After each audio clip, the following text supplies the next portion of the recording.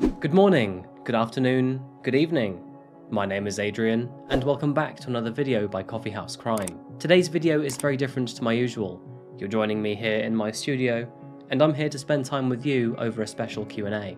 If you're new here, I post solved, unsolved, and strange cases on a weekly basis. To those of you who have been here before, welcome back. Now with that said, let's jump into today's video. This is Q&A 1 of Coffeehouse Crime.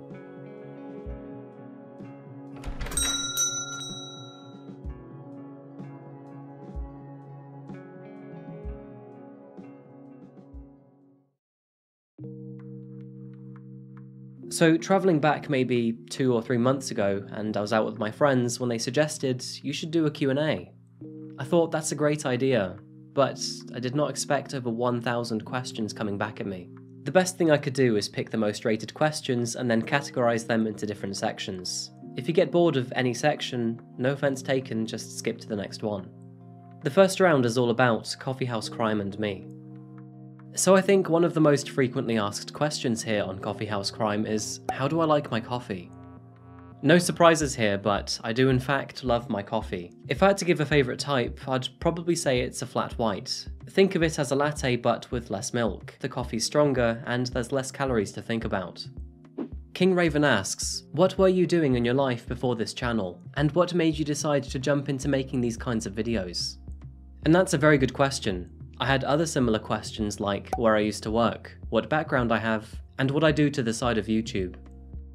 So where do I start? I graduated 6 years ago with a master's degree in mechanical engineering, and since then I've trained up to be a quality engineer. I've worked for several companies, including Airbus, Caterpillar, Jaguar Land Rover, and despite YouTube working so well for me, I am actually still a supplier quality engineer in the energy industry, for now. So the next question is my nationality. Matthew asks, how and why did you move from America to England? And what was the process or experience like?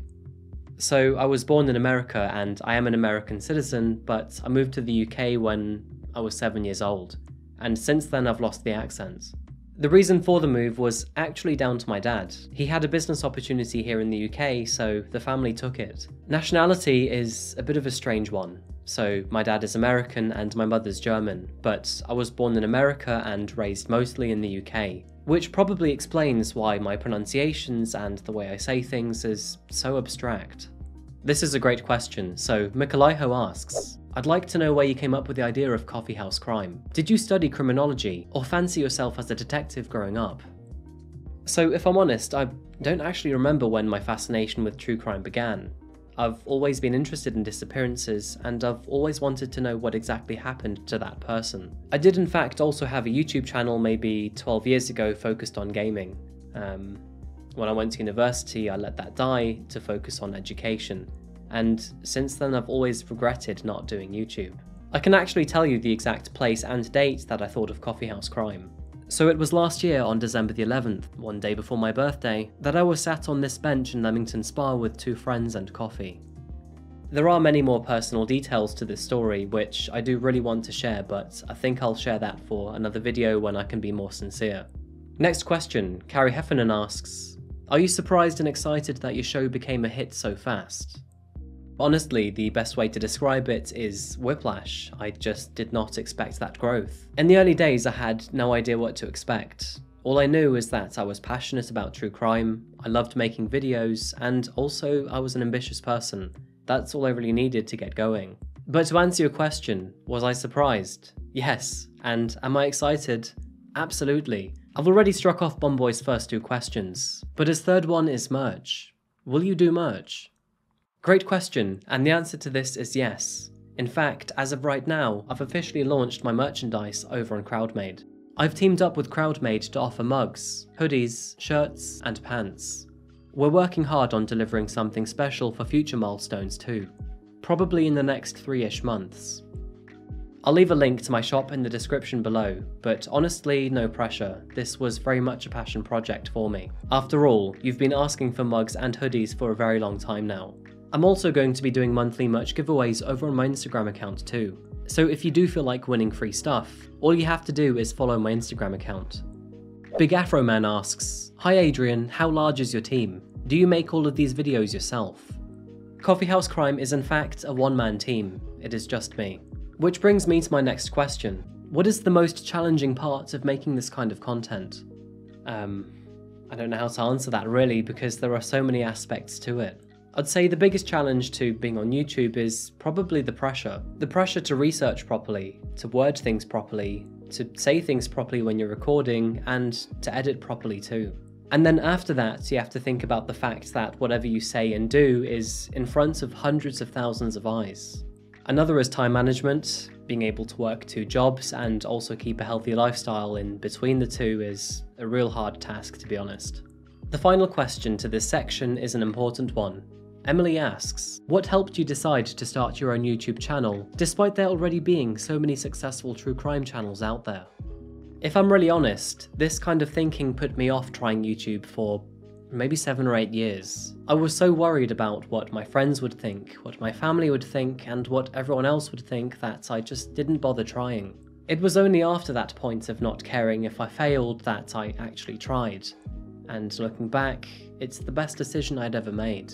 If you want to try making YouTube videos, then you should just do it. Don't worry about what other people may think. And if it doesn't work out, then that's fine. At least you tried. Alright, so my next topic is all about true crime and my experience in creating content around the topic. Starting off with Amber's question, what exactly was the case that piqued your interest in true crime?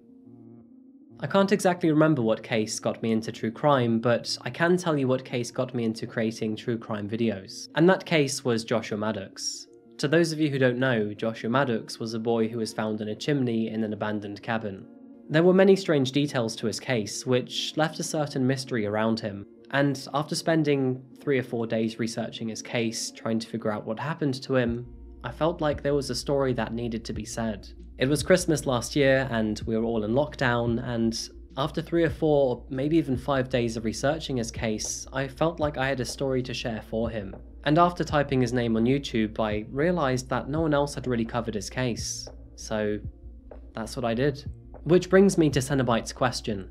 How do you deal from shock or sadness from researching a gruesome case? Or do you ever let it get to you? I don't know if you become desensitized to the content that you're talking about, or if you just learn how to manage your emotions better. When I first covered the case of Joshua Maddox, I actually had reoccurring dreams of him scratching from inside the walls behind my bed, which was pretty terrifying to deal with. But every time I cover a case, I do think about those victims for pretty much the entire week. Not so much of a controlling thought, but more of a passive thought, you know, when you're idly making dinner or you're at the shops. It can be thoughts of sadness or anger or even happiness, it just really depends on the case. And I think they deserve that too. It doesn't feel right making a story about them if I'm not inherently thinking about them as well. One of the most reoccurring questions I get is if there is a case that I refuse to cover and why. A general rule of thumb, but I don't like talking about cases that involve children. I just don't feel comfortable talking about that kind of crime. But if I did have to say one single case, it's probably the case of Junko Furuta.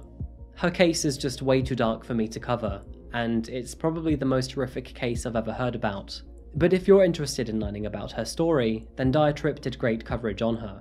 Which case has stuck with you or haunted you the most? That's hard to answer, they all kind of stick in their own way. But if I had to be specific, then I'd probably say the case of Alyssa Turney. Alyssa unfortunately lost her mum when she was very young, and as a result, she had to live with a stepfather. A stepfather who allegedly had abused her all the way through into her young adult years. Alyssa was always made to feel dumb or stupid or different by her stepfather, and I think over time, as she grew older, he knew that she was becoming more of a problem and eventually he would get caught. And so the result for him was to kill her. Alyssa Turney never really had a fair shot in life, and I think about that often. Have you ever had any loved ones of the victims whose stories you've shared reach out to you? The short answer to that is yes. I can't really share any details, but it's always been a positive experience. Changing the mood for just a short while, one of the most commonly asked questions is, do I read comments left on my videos? And the answer is yes, of course I do. And while the majority of these comments are positive, every now and then I do get the odd troublemaker. And although they may wrap their thoughts in a rude facade, sometimes the question itself is very good, or outright laughable. You know where this is going. To make good coffee, you have to roast your beans. But have you ever roasted your own barista before? What's the matter with your eyebrows, dude? You constantly look upset or confused with those eyebrows. Why do you have a double set of eyebrows? The fuck is wrong with your eyebrows? Dude's eyebrows are giving me a headache. Okay, alright. So my eyebrows are distracting to some of you, and I'm sorry. I promise they don't usually defy gravity. But the actual question behind these comments is something that I've wanted to get off my chest for quite a while now. First of all, while I'm recording, I have two massive studio lights to my left and right, and they are quite literally blinding. If I were to show you what they look like, you would probably agree that they are brighter than the sun. And with my videos taking about 2 hours to record, I have to look at these two things for 2 hours at a time. The second part of the problem is down to nervousness. When I'm in front of this camera, and even right now, I feel like I have maybe a fifth of my personality. The rest of me just vanishes. Honestly, I'm just scared of doing a bad job or f***ing up. You look like a knockoff Frodo on Where Are They Now? After Frodo's heroin years. Okay, Flux, I get it. It's the eyebrows, isn't it? Leave it to a Brit to try to tell me my own history. Technically American, so there we go. What the fuck is up with your hair? Maybe a little upfront, but if you're talking about my earlier videos, I have no idea either, if I'm honest with you. I feel like the lockdown haircut is something that's going to scar many of us for many years to come. And particularly me, as I decided to let it grow until I could see a barber again. And although I thought I was safe from my friends ever seeing my ridiculous fringe, I didn't expect my videos with almost no views to blow up and be seen by so many of you. So, I have myself to thank for that. Lockdown made all of us try many strange new things. Some of those things were a success. Some of them were not. Why use English dollars? You're English. With half of my subscribers being in America, I cater to my audience to make them comfortable. So with my appetite for self-disdain now fully satiated, I think it's time to lighten the mood and pick up the pace with a series of quick-fire questions and answers that I like to call the Espresso round. Do you play any video games? Red Dead Redemption 2, 2042. Is it better to be a warrior in a garden or a gardener in a war? Gardener in a war. Focus on the beautiful details, not the gory. Do you prefer burgers or pizza? Trick question. The answer's both. What is your favourite book and movie? Favourite book is Swan Song. Favourite movie, Interstellar. Would you ever consider collaborating with Mike from that chapter, or Mr. Borland? Absolutely. How many flannel shirts do you own, and which is your favourite? 7, and now 9. My favourite is probably the orange. Do you take your trolley the whole way back to the trolley bay, or sometimes leave it out and about? Trolley bay, always. What is your favourite, yes, I just put the finishing touches on this video, snack reward? Fried chicken. How come you never drink coffee on camera? I'm the barista. I serve you coffee. When are you selling your own coffee beans like Jacksepticeye? Since when did Jack sell coffee beans? Where is the new background? Right here. Would you rather fight 100 duck-sized horses, or one horse-sized duck? A horse-sized duck. Duck is tasty.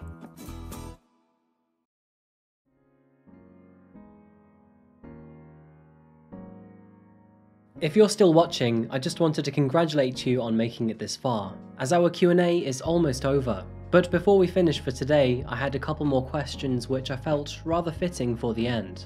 Disturbed asks, what is the future of this channel? And are you going to keep making the same videos? Meanwhile, Beansbub asks, how do you plan on expanding Coffeehouse Crime in the coming years? Like, where do you hope to be in the next year? Two very good questions looking at my future, and if I'm honest with you, I don't really know. Currently, I am really enjoying creating the content that I make for all of you, and I don't really plan on deviating away from that. I'm still stabilizing into my element, and for now, I'm not really thinking about what's next. I have thought about making a second channel for random videos and for travel once borders open up. But yeah, I don't know. What do you think? Do you think I should open up a second channel to cover other kinds of content? So I'm finishing my Q&A on one of the most important questions known to humankind. Do you have any pets? And the answer is yes. If you follow me on Instagram, you'd know that I have a cat. A cat who also seems to be my boss for most of the time. His name is Nero, named after the coffee shop Cafe Nero. Excuse me? This guy doesn't leave me alone. So that's about it for our Q&A, folks. I hope I wasn't too boring, and thank you so much for hanging around if you managed to do so. A big shout out to everyone who asked a question. I did read every single one of them, and I'm sorry I couldn't fit all of them into this video. I don't really get much of an opportunity to say thank you. A big thank you to each and every single one of you. I genuinely cannot believe how far this channel has come in less than a year's time. Being able to sit here and make videos for you as a job it's just crazy. And I owe it to all of you who support me day in and day out. I'm just here making these videos, and I can't believe that so many of you want to join me in that experience. But before I go today, I did want to leave you all with one rather creepy thought. At the time of this video being published, I have released 56 videos. That's 56 uploads, 57 million views, and 775,000 subscribers. Just remember that, and did you know that 1 in every 3 murders remains unsolved? Statistically speaking, 1.5 in every 100,000 people that you see on the street is actually a murderer that hasn't been apprehended. And with Coffeehouse Crime having over 775,000 subscribers, that means 11 of you statistically are a murderer that hasn't yet been apprehended. Which is a terrifying thought. Which has left me thinking, Could you be one of those 11 murderers? let's hope not. And on that rather scary note, that marks the end of today's Q&A video. Thank you so much for watching today, guys. I really appreciate you being here, and it would be a pleasure to have you back once again. Please feel free to subscribe if you haven't yet, and I'll also leave a link to my Instagram page down below if you'd like to win free merch, or just follow me more in general. There will also be a link to my shop if you'd like to buy merchandise, but again, no pressure.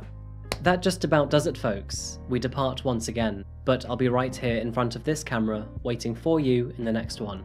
Until that moment arrives though, look after each other. Goodbye.